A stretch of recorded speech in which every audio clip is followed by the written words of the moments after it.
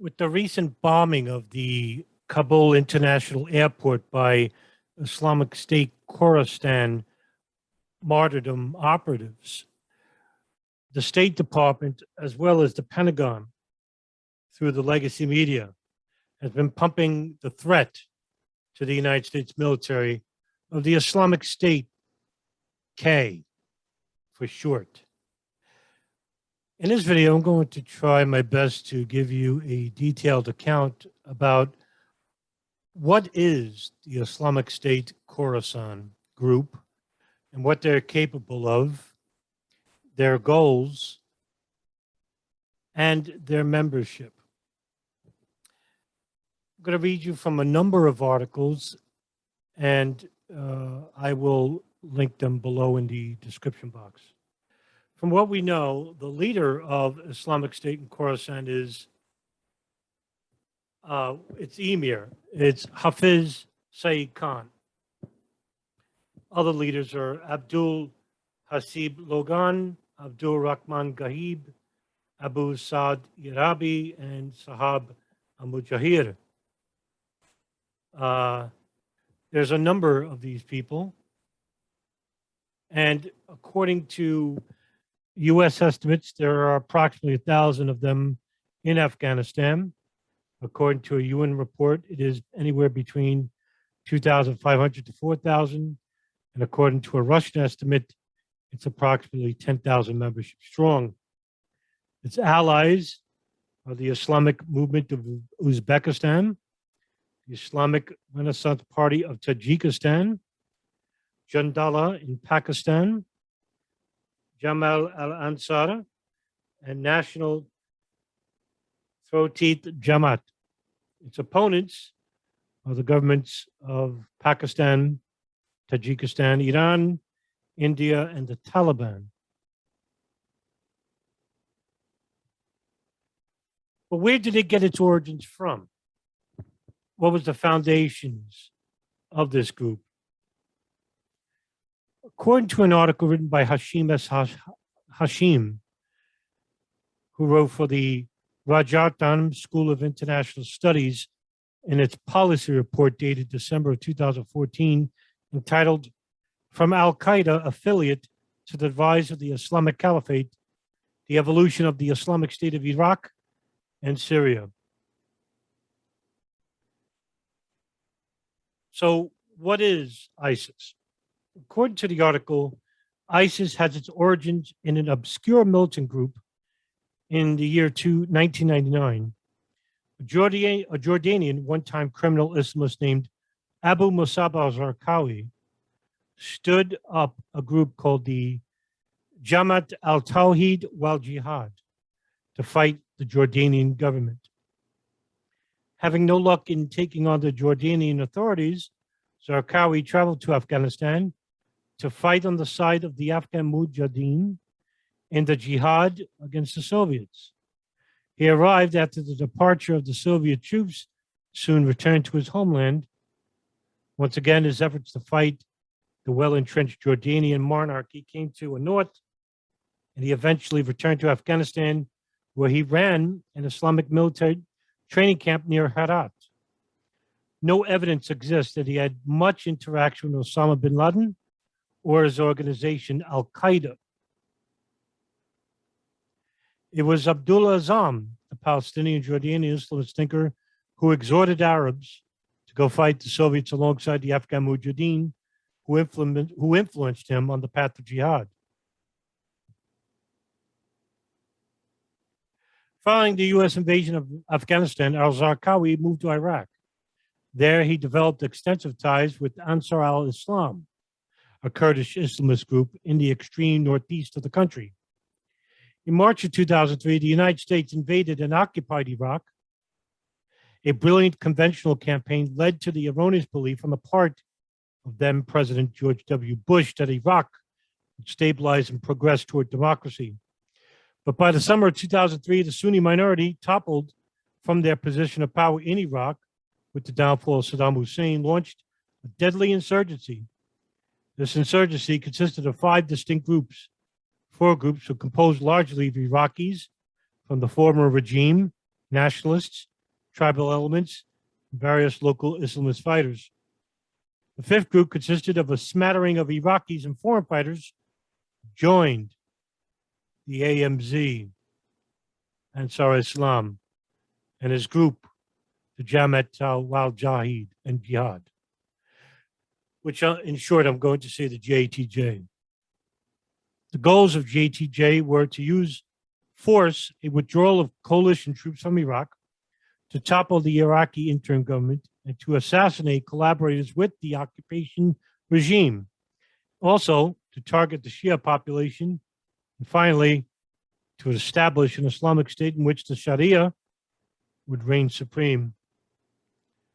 Ansar al-Islam AMZ declared that the political platform of his organization was clarified by a particular saying attributed to the Prophet Muhammad: "I was sent to the world with a sword in my hand until all worship would be devoted to Allah alone."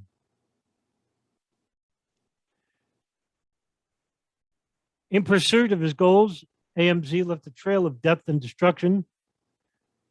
Abu Musab al-Zarqawi and the JTJ differed considerably from other Iraqi insurgent groups.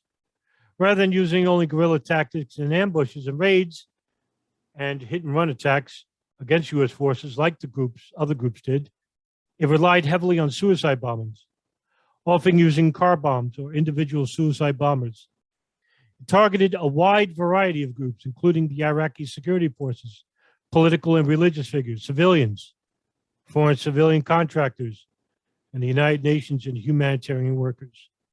Zarqawi was very adept at using the internet to promote his message, recruit personnel, and terrorize his enemies.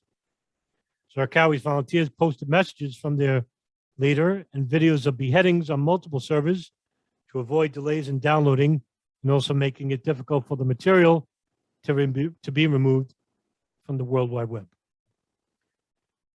Zarqawi brought his group under the loose control of Osama bin Laden, with the group officially pledging allegiance or bayat to al-Qaeda in a letter in October 2004.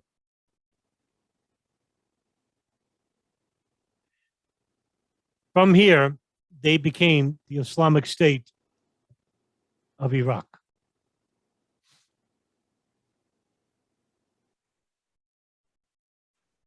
Zarqawi was killed by a drone strike in October of 2004. And after the group became quite decimated, the remaining group left for Syria.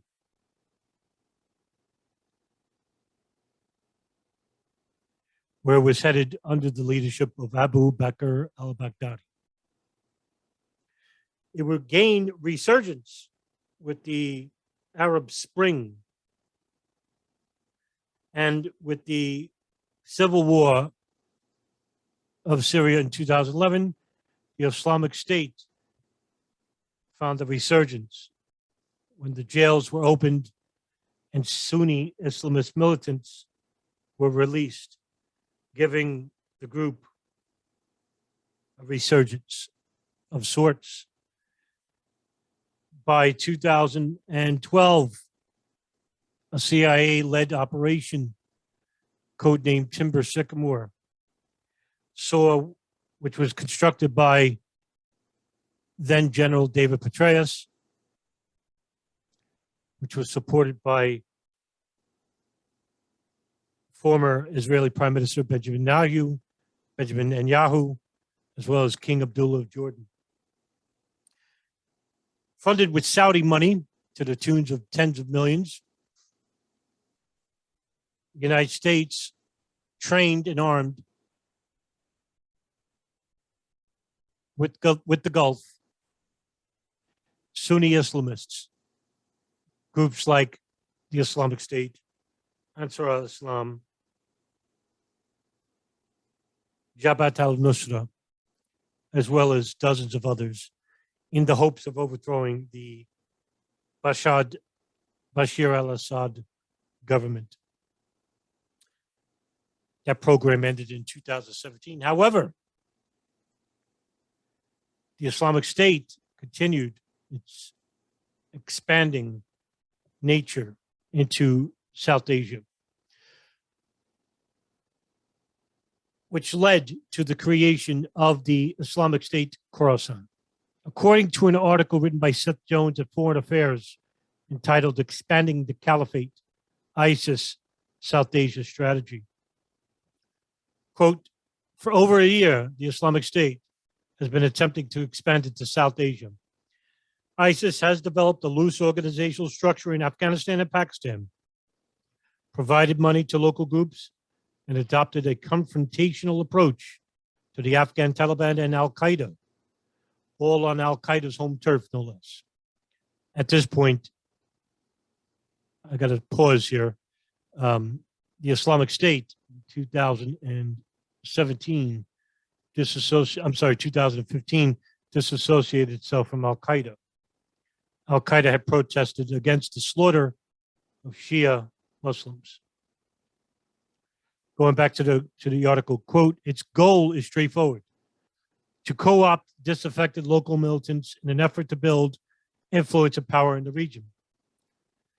ISIS in South Asia, which it calls the Islamic State of Khorasan, is a larger than most recognized, boasting between several hundred and several thousand fighters. And its push into the subcontinent has led to numerous skirmishes with the Afghan Taliban, the largest and best organized militant group in Afghanistan. In early June, for example, ISIS and Taliban fighters engaged in pitched battles in Shinwar, Achin, and other districts in the Nangarhar province. Despite these developments, some analysts have dismissed the presence of ISIS in Afghanistan and Pakistan as fictitious, at worst, or grossly exaggerated at best. In the May article in Al Jazeera, for example, Amal Faisal, a journalist and spokesman for Hamid Karzai, argued that ISIS presence in Afghanistan is largely a manufactured myth, end quote. According to an article written by Don Rassler, written on March of 2015 at the CTC Sentinel, quote, defining the Islamic State Khorasan network is a difficult task. The network is dynamic and changes occur weekly, if not more frequently. The creation, spread, and development of the Islamic State Khorasan network is also clouded in rumor and speculation, fanned by informational wars being waged by Islamic State supporters, the Afghan and Pakistani government, and their respective agents. The number of militant groups operating in Afghanistan and Pakistan, the diversity of their agendas, and the shifting and at times unclear nature of their allegiances often obscure things even further. Thus, what follows is an attempt to describe the contours of the Islamic State Khorasan network in Afghanistan and Pakistan as it currently exists. It does not claim to be comprehensive.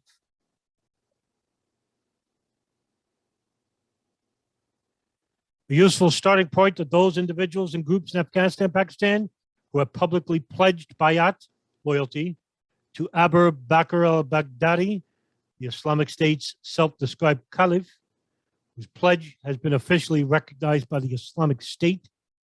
The individual appointed in January of 2015 as Islamic State Khorasan's leader is Hafiz Khan Saeed, a former Tehrik-e-Taliban commander responsible for that group's operations in Orakzai, an agency in Pakistan's federally administered tribal areas that is very close to the important city of Peshawar.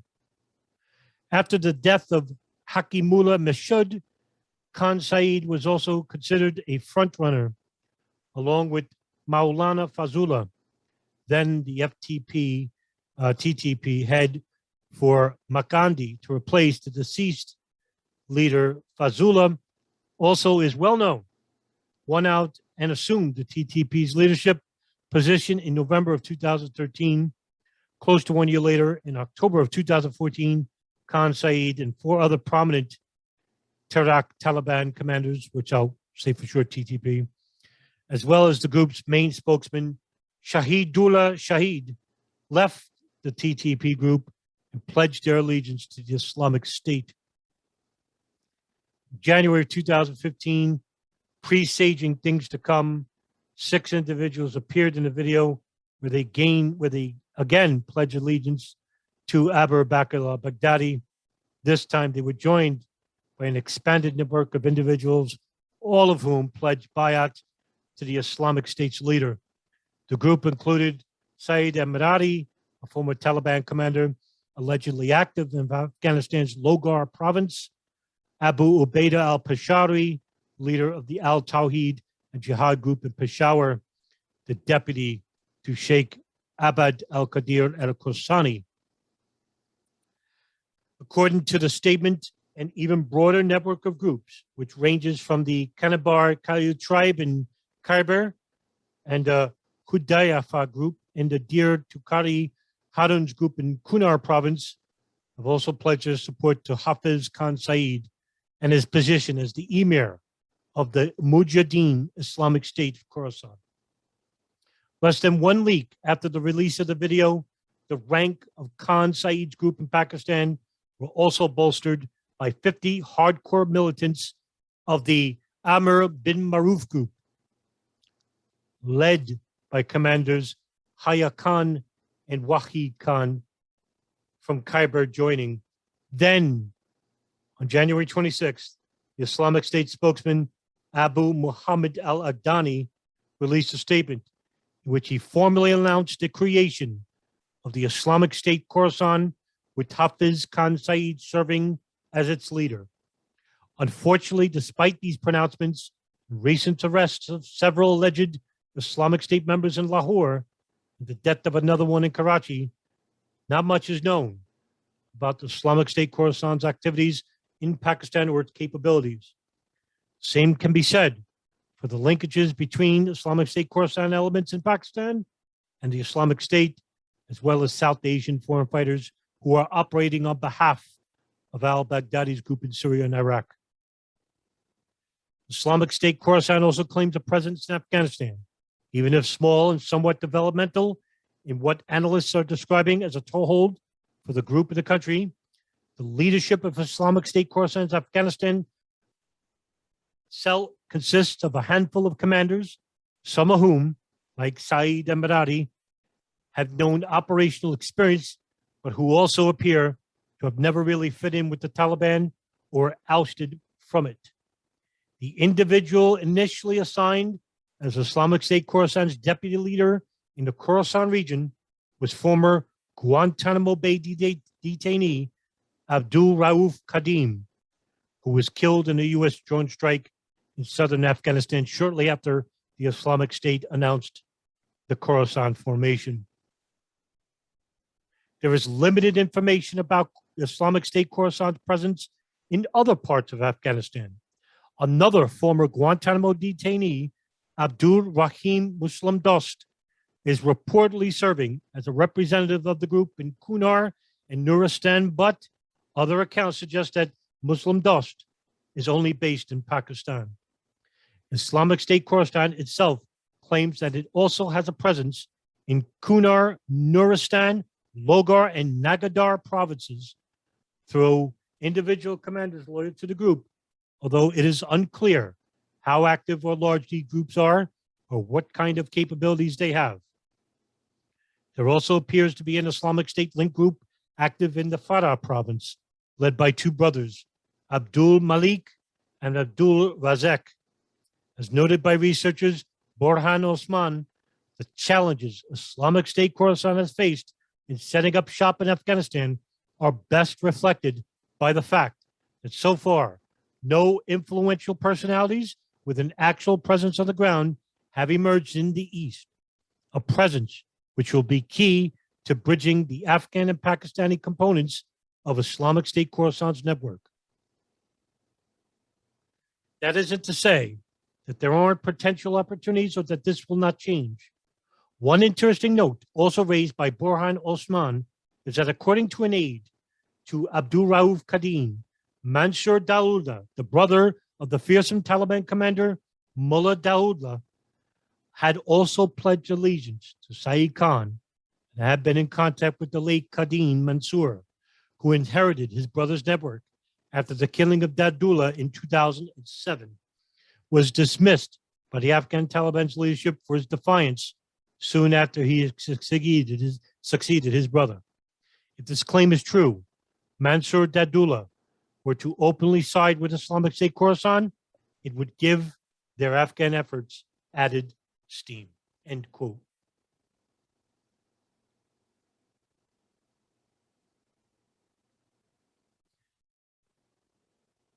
Around about September of 2014, Islamic State sent representatives to Pakistan would meet with local militants, again with the Tehrik-e-Taliban Pakistan, who I mentioned before, which are a Pashtun Islamist armed student group that is an umbrella organization of various student militant groups based along the Afghan-Pakistan border. When they did this, they were relatively a small group. Now, we do know that around this time, Timber Sycamore was in effect. Funding was provided, as well as training to the Islamic State groups in Syria.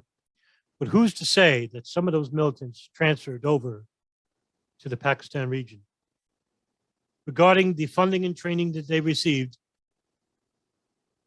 by the United States, Saudi Arabia, the Gulf, with support of Jordan and Israel to an extent, who's to say that these militants were moved to other areas of the Eurasia, such as Pakistan, Iraq, Afghanistan, even as far as the Philippines or Indonesia?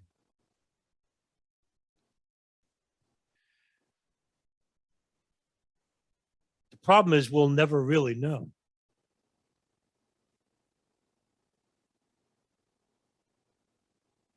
And that the danger looms large. And this is what happens when you try to play chess, not knowing that your opponent has an extra queen or a king in his hand that he could replace for the king and queen lost on the board.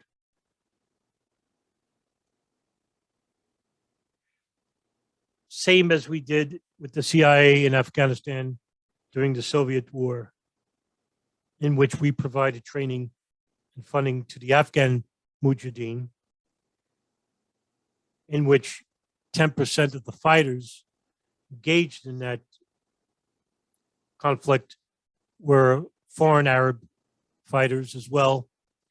And that percentage of fighters went back to their home countries in the Philippines, in the Sudan, in Egypt, Afghanistan, Pakistan, and created groups of their own, most notably Al Qaeda, as well as Abu Sayyaf, Boko Haram. And these groups would actually come back to bite the hand that once fed them. Are we seeing that in Afghanistan now with the recent bombings of the Kabul International Airport, what is reported now, in which I did a video yesterday, where 73 people are killed, 13 of them servicemen?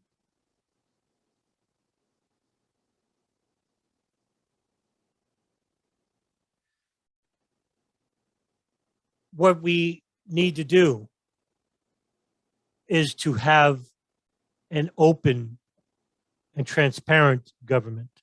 Unfortunately, we do not have that.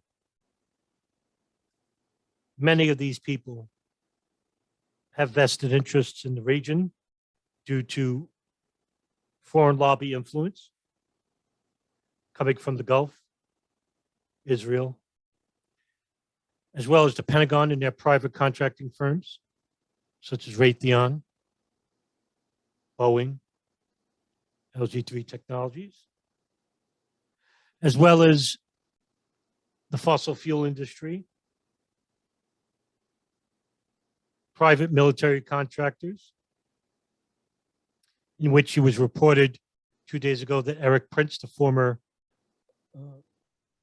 founder of Blackwater, was charging $6,500 a seat to evacuate Americans out of Afghanistan.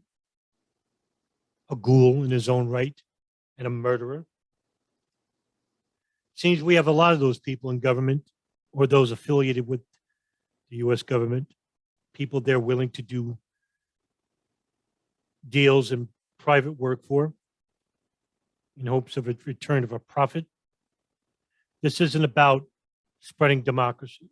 This isn't about fighting terrorism. You can't fight terrorism when you're supporting terrorism through the back door. You can't support the American people by telling them through the divisive and corrosive legacy media who are playing the dual political game, jumping from side to side, keeping the American people informed, divided, fearful, and confused, in the hopes of having the American people completely at the whims of those behind the legacy media to support the war, to continue the war, because there are billions and billions at stake. This isn't about human life. It's about the dollar. It's about human dominion. And it's about time the American people fight back, because when they conduct these wars, they do so in our name. And the admirable American servicemen and women, who many are disillusioned, manipulated into thinking they're fighting a war against terrorism, they're being used. They're the points on the chess game, a chess game that's rigged against them. They're being used by an oligarch from the left and right who are lying to them and to us, as well as to people around the world, most notably the Arab community at large, that there is an enemy and it resides in the Middle East. But unfortunately, the enemy is much closer to home. It's actually inside the United States federal government.